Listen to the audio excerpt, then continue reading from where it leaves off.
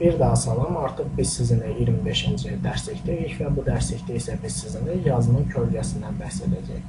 Bəli, artıq veb səhifədə yazının da kölgəsini əldə etmək mümkündür və bu da əlbəttə ki, CSS üçün yeni tərəf müqaviliyi bilinən işləmləmə prosedurasından əmələ gəlmiş bir oblastdır. Və artıq dərsimizə başlayaq və ilkin öncədən işçi stolumuzda yarattığımız website qovumuza daxil olaq.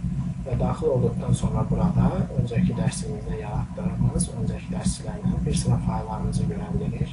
Lakin mən burada yalnız və yalnız ilkin öncədən web səhifə.html tipli sənədim üzərində sahibini qeyd edirəm və açılan siyahıdan edit deyə, redaktə et deyə sözləri seçirəm. Gördüyünüz kimi burada sərhəd ərazisi adlı bir işləm prosedurası yerinə yetirmişdik və yazmışdıq HTML tərəfdən və daha sonra CSS.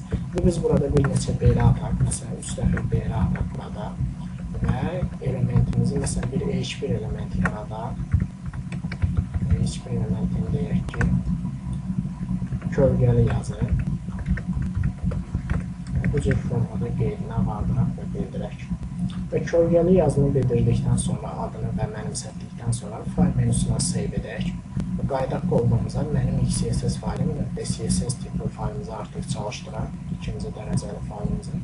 Gördüyünüz kimi, bir öncəki dərsimizdə burada biz sərhədsiz əmlak dərsindən bəhs etmişdik və ona görə kodlamalarımız var, lakin mən onları heç də silmirəm. Burada sadəcə olaraq H1 elementini çağırarakdan yazı bölgünlüyünün əlbəttə ki, kodlamasını qeyd edirəm.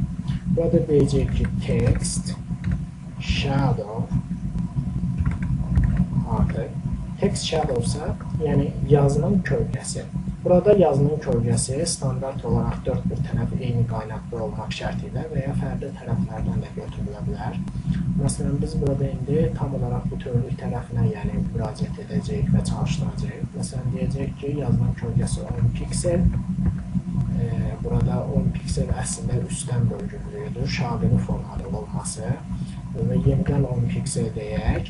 Burada isə artıq müayini formasıdır yazının kölgəsinin, və nəhayət ki, 5 piksel də deyək və bundan sonra artıq bu 5 piksel isə üstdən bölgülmüş rəngi idi, yəni şaqiliyə doğru yenə də və rəngini bildirək burada. Məsələn, mən deyəcəm ki, red.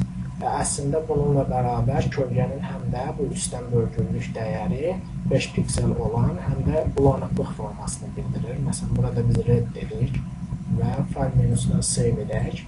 Qaydaq qovumuzda səhifəmizi çalışdıraq, web səhifə.html tipli sənədimizi. Gördüyünüz kimi artıq kölgəli yazı anlamının və ya formulasının da meydana gəldiyini və səhifəmizdə, yəni hiper sənədimizdə CSS üçün bu yeni işləmləməsi olan kodlamasını da bu cür təşkilliklə fərqinə varırıq və bunu bizə təsvir edir və göstərir. Bu dərsimiz də bu qədər. Bir sonraki dərslikdə yenidən görüşmək üçün və sağ olun.